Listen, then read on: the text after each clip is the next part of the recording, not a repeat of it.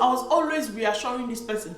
Always. It's like my name became assurance. Blessed assurance. In that bathroom floor, I just begged God, like, if you let me leave this situation alive, I promise you I will not get myself involved with any rubbish man anymore. Yeah, I do promise God that if she let me leave, that I will swear off men. Like, what do you think this is? At that point, it was important for me to make a promise I know I can fulfill. I like man, so I couldn't say, oh, if you promise me, I will leave man alone. No, God will know it's a lie and not deliver me.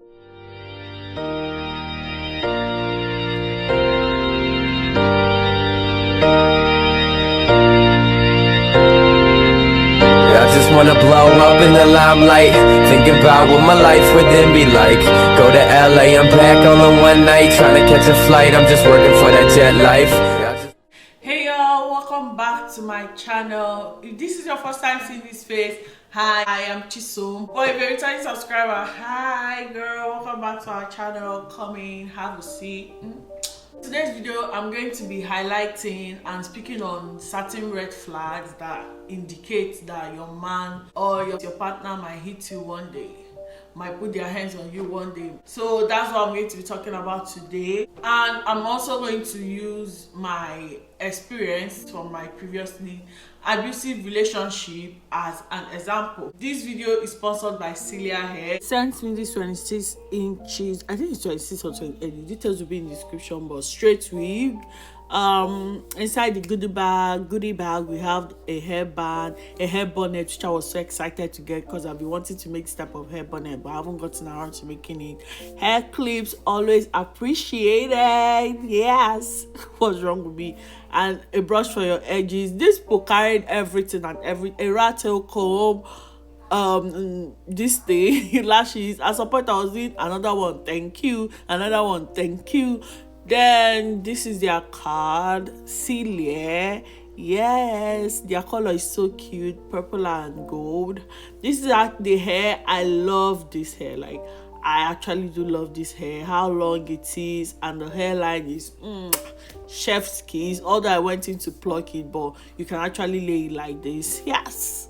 Just a little background, my last relationship was abusive, physically abusive. I was in a relationship where I was being hit. I was beaten, choked out, my head slammed against the wall many times, then locked in the bathroom in the toilet for a day without food, nothing. So it was really a horrible situation, which I'm not going to, that's just all I'm going to talk about. I'm just going to be highlighting the red flags I saw in that relationship that I chose to ignore for some reason, and I ended up being right.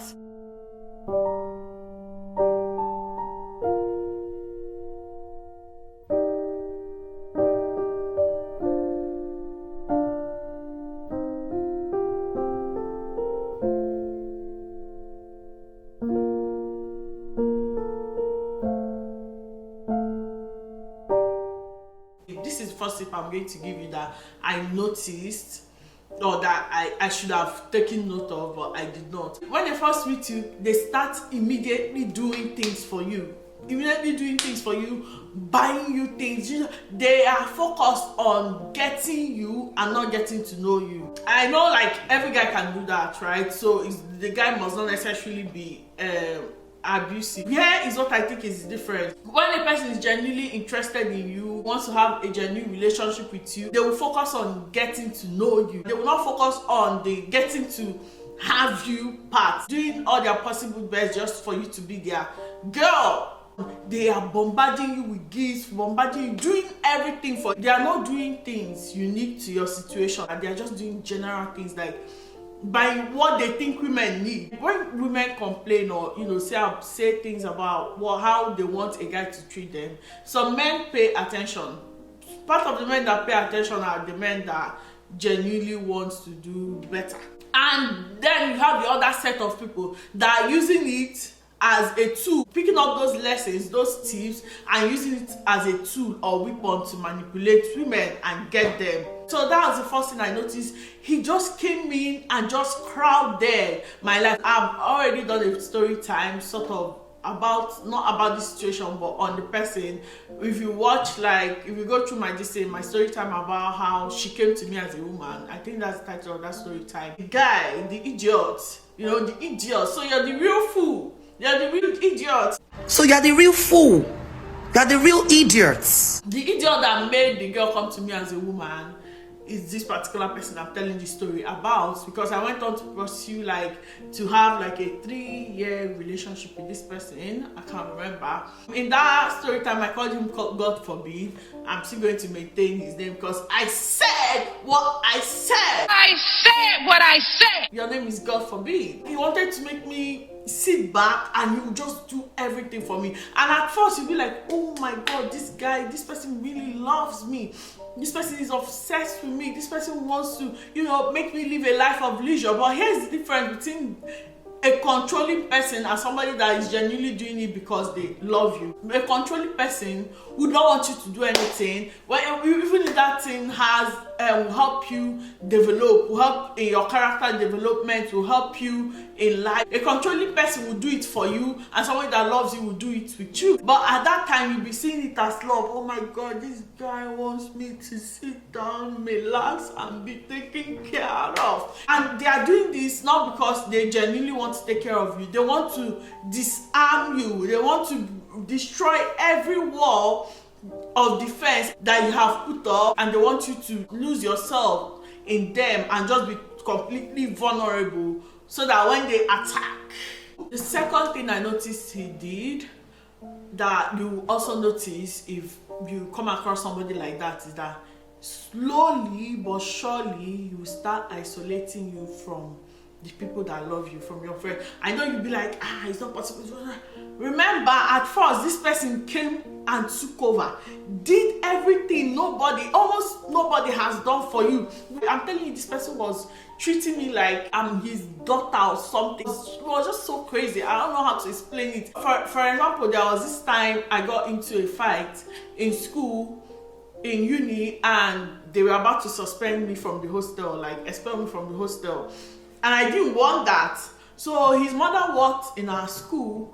What he did was to tell his mother to call our hostel manager and talk to our hostel manager, like, and said I'm her daughter, and this one and that one. Sometimes when I get in trouble in school, or when something is happening, maybe I do something bad, maybe it's mostly fighting, because I was a hothead in uni. It's mostly fighting, and they'll be like, oh, I'm going to give me your parents' number, your father's number, I'm going to talk to your father.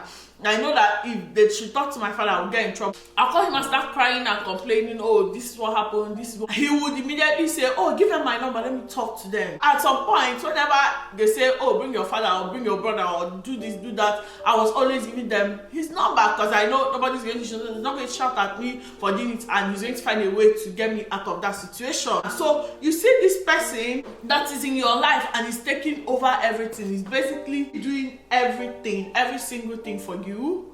So when the person starts complaining, they will start slowly by complaining about your friends, about your family, about, sometimes they'll say how you spend a lot of time with your friends, how you spend a lot of time with this person, how you don't spend that much time with him. I remember when I would go visit him and then go back to school, and I'll forget to call him to tell him that, oh, I've gotten to school. I'll just go straight to my friend's room, and we are just still laughing. And next thing he called me, I'll be like, are you back in school? I'll be like, oh yeah, I just go back. And immediately he would get really upset, and he would start, complaining how, oh, I don't care about him, I only care about my friends, this one, that one. When people start saying little things about this particular group of people to you, then it will get to a point where is either me or them. That just because he's complaining about your friends, and your friends know that he's complaining about, it will now start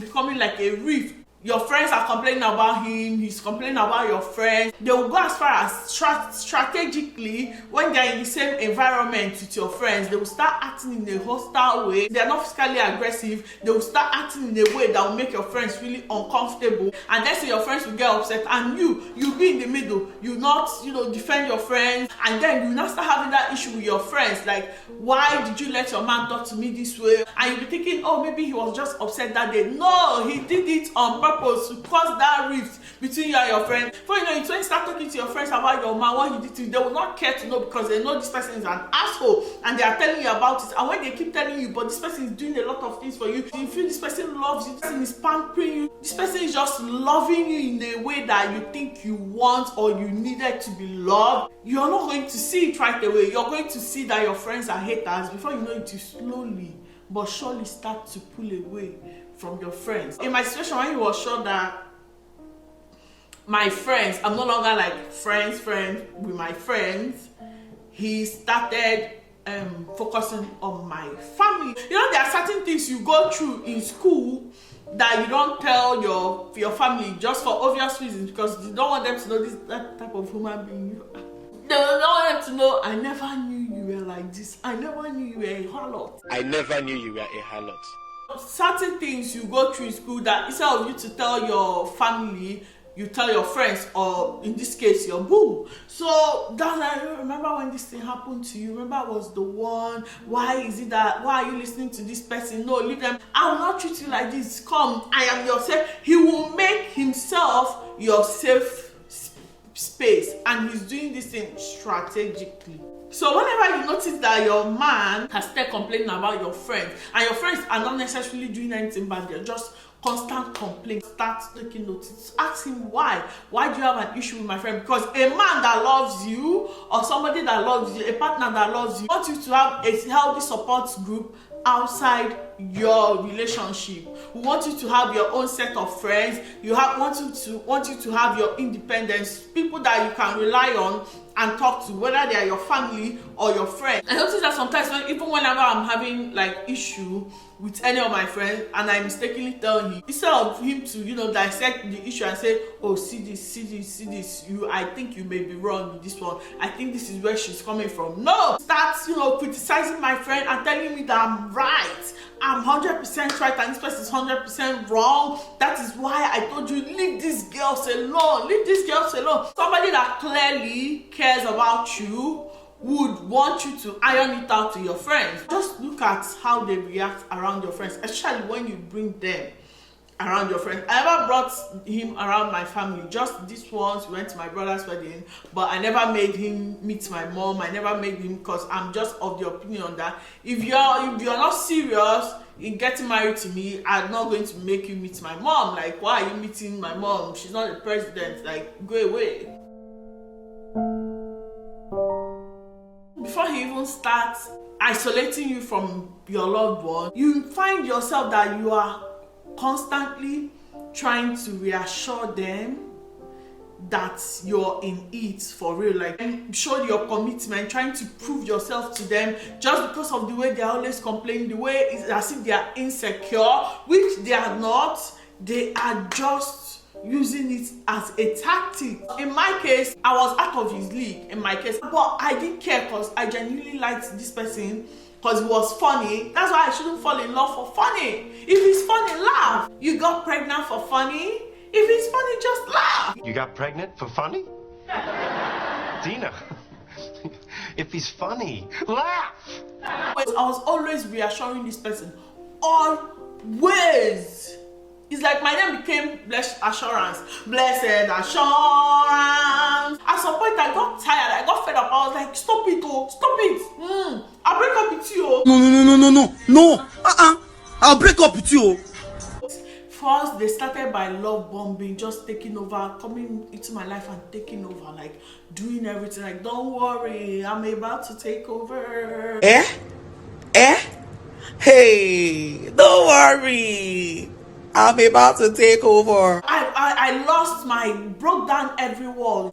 Remember those walls I built God forbid, has knocked down. At this point, he knocked down all my walls. I just became really vulnerable with him because I felt safe. He made himself my safe space. Then from there, he started making me reassure him all the time as if he's insecure. He started making himself this victim. Like, he put himself in this state that I was pitying him. I was pitying him like, oh, I'll never leave you. Look, you make me happy. Normal joke that I would be like, oh, this person asked me out, or this person just stopped me on the road, and I told him, oh no, I have a boyfriend. He'd be like, so that means I'm the one stopping you from talking to men. That means if I was not in your life, you'd have dated him. And my mom was like, but like I would have considered him. If I said that one guy stopped me, but I didn't even talk to him, just because one rubbish guy, I was not even interested.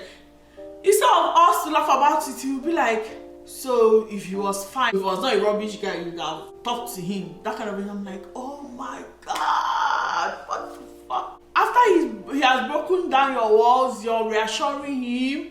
Then when he starts complaining about your family and loved ones, you feel like he's already thinking that I'm going to leave him. He's already thinking that I don't love him enough. He's already thinking that I don't care about him. Let me do this. Let me cut off my friends. Let me like take a step back from my friendship. Let me take a step back from this person. If it's going to make him happy, because he's already feeling that I'm not committed in this relationship. You start doing things that you're not supposed to do just to assure him that you are 100% committed in this relationship.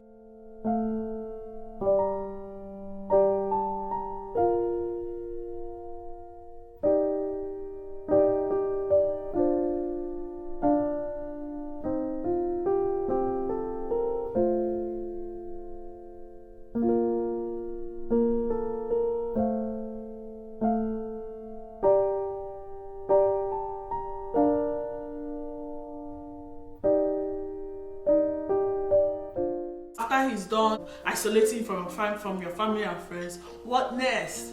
He will start attacking your finances. Any means of livelihood that you have that will make you be independent at any point, that will make you have independence of any form, he will seek to cut it off. I know you'll be like, a man will not tell me to stop working and I'll agree. That's not how it works.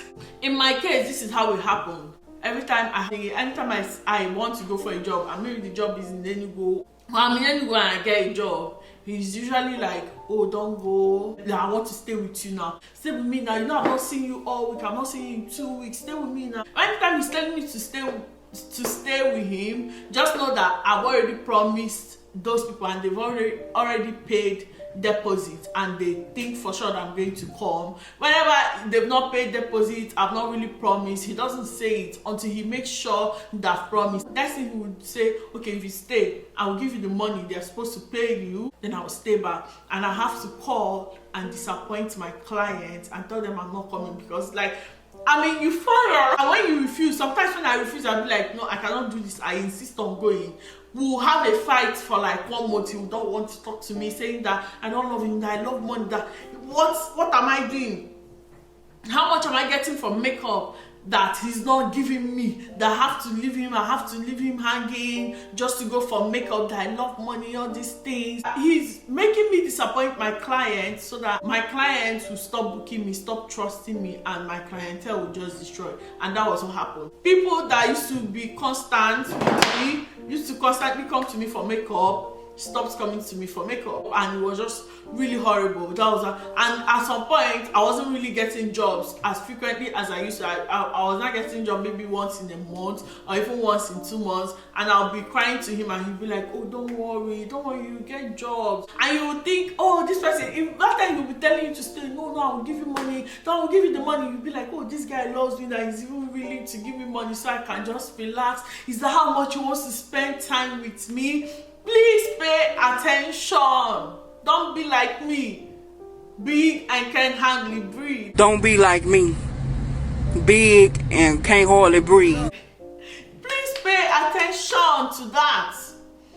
Is it love? Because somebody that genuinely loves you would want you to have your own thing, would want you to stand on your own, would want you to seek your own self-development. Maybe once in a while when you say, oh, I don't think I have the strength to go, but I need to make me be like, oh, if you need to rest, don't worry about the money, I'll give you the money.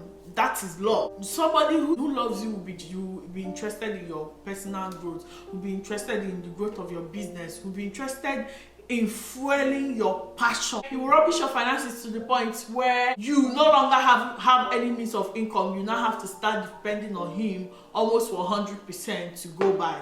Because remember, you've cut off your friends, you've cut off your family. Your friends are upset with you. Your family, to an extent, you're not talking to them, and the only person you have is him. Then the next thing he will do, he will start attacking your self-esteem. This is almost like one of the final things.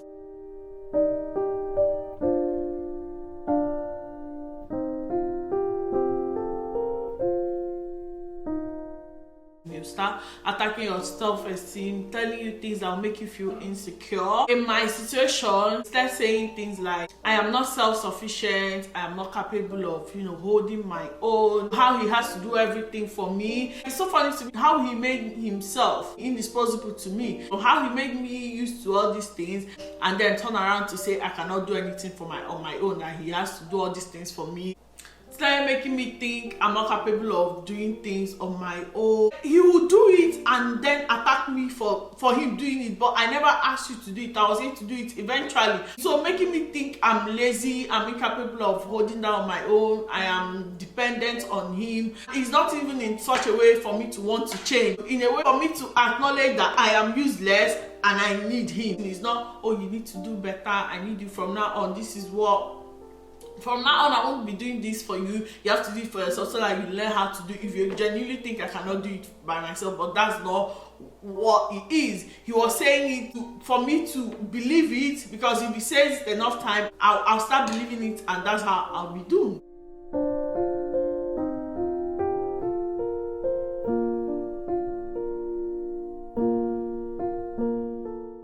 Another thing, God forbid, did to me that affected my self-esteem and just really messed me up psychologically, or he thought he did, though, he thought he did at the time, was he said this thing. He made me feel as if I had bad luck, and I'm even lucky that no matter how much my bad luck has affected him, he still chose to stay with me. No other man would be with me just with my bad luck. Like any bad thing that happens to him, he would tell me it's my fault. He would find a way to blame it on me and say this type of thing didn't happen to him before he met me. It would be like, before he met me, he was rich, he had a lot of money. Then when he met me, he noticed that some of his business deals stopped coming through. So he was making me feel as if I should be lucky that even with my bad luck, the bad luck following me, that he's still in my life. I'm telling you, when we prepare to go out, if his car stops working, he will blame it on me. And at that time, it was so easy for me to believe it, because a lot of things were also not going right in my life. Then I thought I was not just a lucky person. There was the time I told him, or I insinuated that, and he just used it against me. He used it to manipulate me, and he used it to just mess with me psychologically. And it was just so easy for me to believe it. But thank God I did not cut my friends off, because one day it really affected me. I was not talking to my friends, and they told me that's not true. They started listing all the good things, even read one Bible scripture for me, just really gave me assurance and told me that he's taking a piece. God forbid he's taking a piece, I should just ignore it, which is why they fight so hard to isolate you from your loved ones, because your loved ones will be the voice of reason when he's being ridiculous, not when he's just being the devil himself. And your loved ones will be the voice of reason and tell you don't have to tolerate this is not true. So if your loved ones are still actively in your life, he won't be able, and you can talk to them about anything, he won't be able to succeed in destroying you mentally, so that he can now finally go in and push you successfully. He won't be able to do that successfully. You say, oh, there's no way I can cut off my family completely, there's no way. All he needs to do is to piss them off to a point where they will always be complaining about him.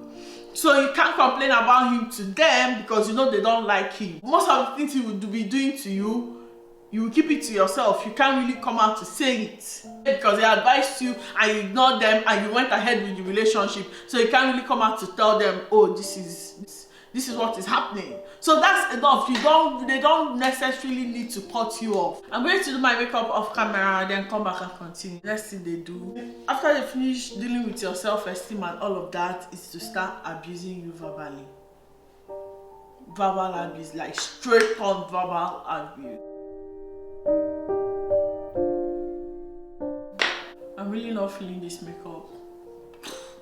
They'll start attacking you like full-on verbal abuse. There was verbal abuse before, but this one is like you never, like straight up disrespected to your face. I was called names like idiots. Oh God, I've suffered, Sha. Because like in my previous, nobody, like they don't even tell me get out or just say rude things to me, but this one was just straight up abusing me verbally, like idiot, this, that. You know, human beings, we are not perfect. Sometimes we blot out things out of anger. I've never really called any partner I've been with an idiot or call them names. But I get how that can happen. Just out of anger, you just make the mistake of calling names. Now the difference between you or just a normal person who is doing it, ew, I hate this makeup. Just a normal person who is doing it out of anger and an abuser is that the normal person would apologize, if not immediately, but apologize and say, oh, I don't know why I did that, I'm so sorry, and it will never happen again, and it will not happen again. But an abuser will apologize but blame you for making them angry to the extent that they had to curse you out. That's the difference. Because he will say things like, I don't like getting angry. You see, every time this is how you behave, you make me angry and I'm blocked out. Don't do it again. Stop making me angry. I really don't like it when I'm angry with you. Try to blame you. So it's like, if you don't want to get cussed out, behave well. An abuser will make you feel it's your fault that he cussed you out. Thinking of it, the verbal abuse was paving way for the physical. It's like you're testing the waters to see what I can tolerate and what I cannot tolerate. I remember one day I was in school and I had this job. I was supposed to, they were doing face of Kiniko in this thing, face of campus army boy. And I was one of the makeup artists there. So I was supposed to go and do their makeup and come back. So I told him, normally he was in Enugu, I was in Oka. I told him, he was like, I should not go, that it's late at night because the thing was like all night. Now we've gotten to the stage of full disrespect, so he doesn't even need an excuse to tell me, sit your ass down, pick your curtain and shut up. I almost did not go, something they've already paid me for. Because at that point, you know how somebody has broken your spirit, you're just really exhausted and you don't really have the strength for another back and forth. That was me. I just said I was not going to go. But that's why you need to have your friends around. That's why friends are good, and that's why, and they know it. That's why they always fight hard in order to remove you from isolate you from your friends. I told my friend came to my room and was like, why are you not going? I said, I'm not going. My friend just basically told me, girl, that dick ain't that good for you to lose your money. Cause that dick ain't that good for you to keep getting played. And that dick ain't that good to get treated that way. And I was dancing to say, yes, that dick ain't that good. I stood up, like, my friend was like, y'all be weak in the knees, stand up. Stand up. Y'all be weak in the knees, stand up. Stand up. I stood up, and I went and made my money.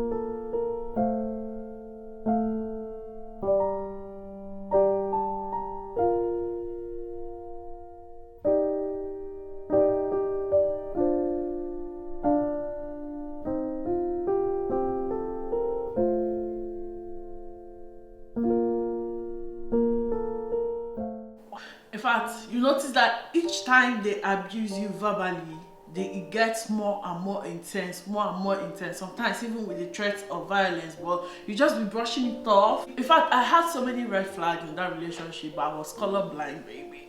I was colorblind. I was just brushing everything off as anger. I was also gaslighting myself a lot. If I start saying, damn, I deserve better, I need to leave, I'll start gaslighting myself and telling myself, but he's been there for you, he doesn't really mean it, he actually loves you, that's why he's shouting at you, that kind of a thing. You know, it's just some mental,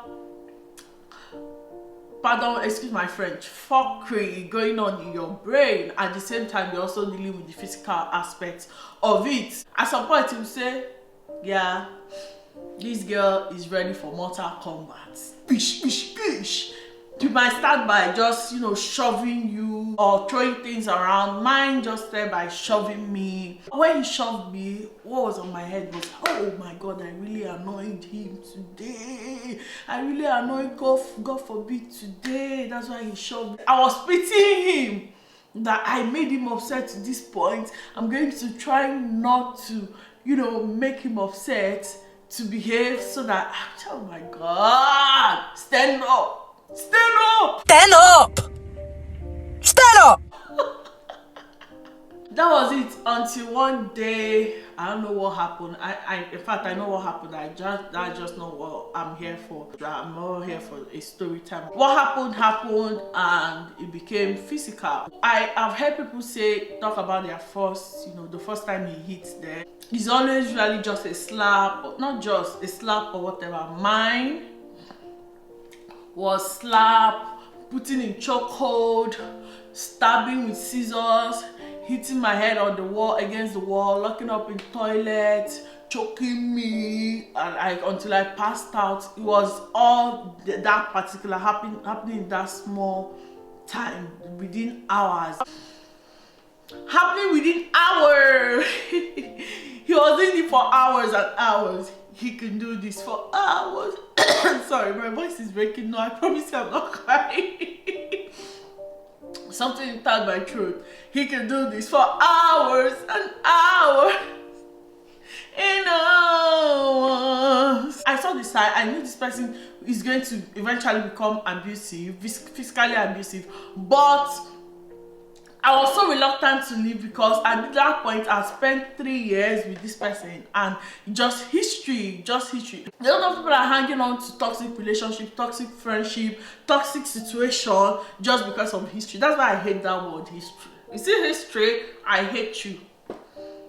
Hey, if anybody should form that word history, somebody should say it next to me. I'll be like, if you don't shut up. If you don't off that stupid, that rubbish, come on, get out of my sight. If you don't off that stupid, that ridiculous, that rubbish glasses, get out of my front now. The brutality that happened to me, that happened the first time, it was kicking as if he was an MMA fighter. So when that thing happened, I was locked in the toilet for like overnight. I finally found my way and left. After everything, I still wanted to go back. But what made me take the strong decision not to go back was, if he hits you the first time, you go back, the second time will be worse than the first time. And in my situation, the first time was already like pretty brutal, really, really brutal. The second time, I will be gone, I will be dead. He would have left, my mom would have left me for dead. The second time would have been. Another thing, I remember just staying in that bathroom floor, just thinking of everything, thinking of how I passed out.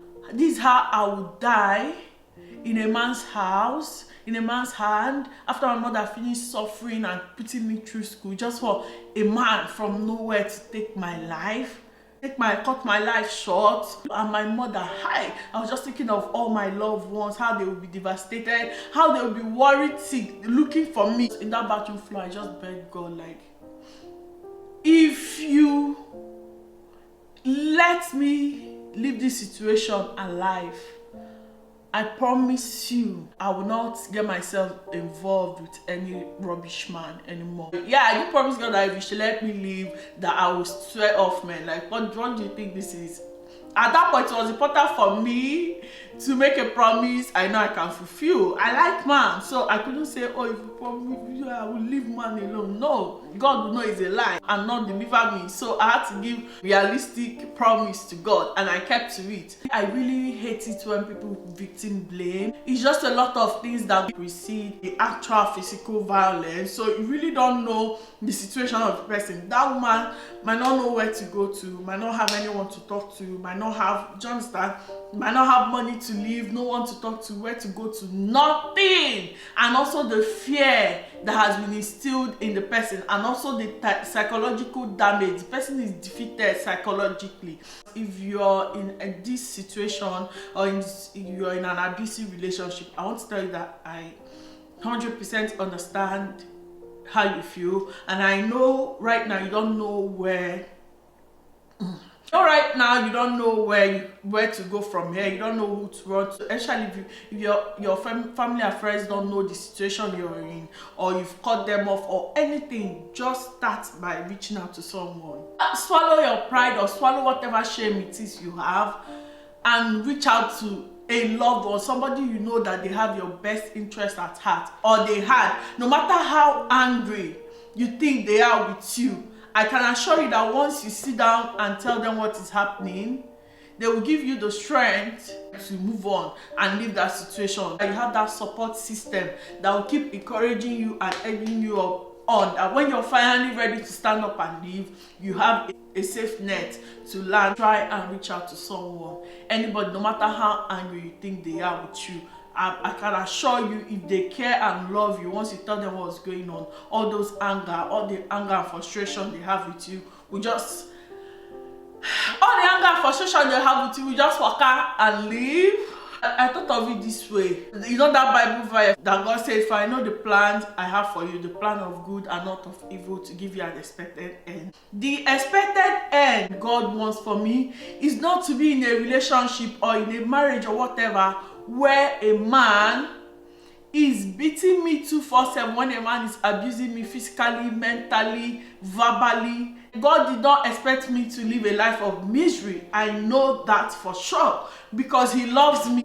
He has said it all over and over again in the scripture of how much he loves us. So I know somebody that, anybody that loves me, let alone God, would always want the best for me. And the best for me would not be to be in an abusive relationship. In a relationship where you're just dead. Both physically, mentally, you're just dead. That is not the expected end God had for me. When I reasoned it that way, I was like, it's all over. I'm breaking up with you. It's all over. Bye-bye. It's all over. It's all over. Don't cry. Don't beg. It's all over. So I gotta go, please. If I have a family member or a friend who is in that kind of relationship, instead of just cutting ties with the person, the person might cut ties with you, but don't cut ties with the person. Don't take it personally. It's not all about you. Just always keep that space. But once in a while, let them know that no matter what, you're here for them whenever they are ready. You're not going to judge them. Also let them know that you're not going to judge them. You're not going to judge him, whatever. You're not going to judge anything. You're just here for support. Anytime they are ready, you're here. That will encourage them. Whenever they are ready, they will remember that there is somebody with arms open wide, ready to receive them and to listen to them and to give them any form of assistance that they might need. It will also help them and encourage them to leave. Cutting them off and telling them, I don't talk to you, is going to compel them to stay more in that relationship. Please be kind.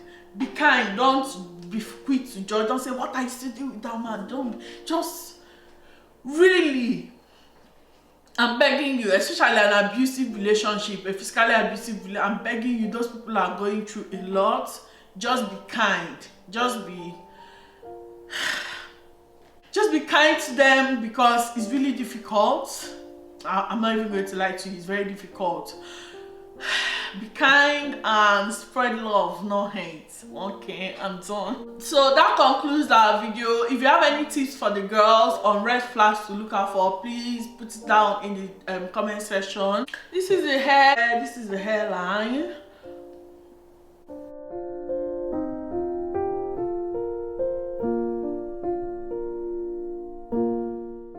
Like, comment, and subscribe. And I'll see you guys in my next video. Bye. I love you.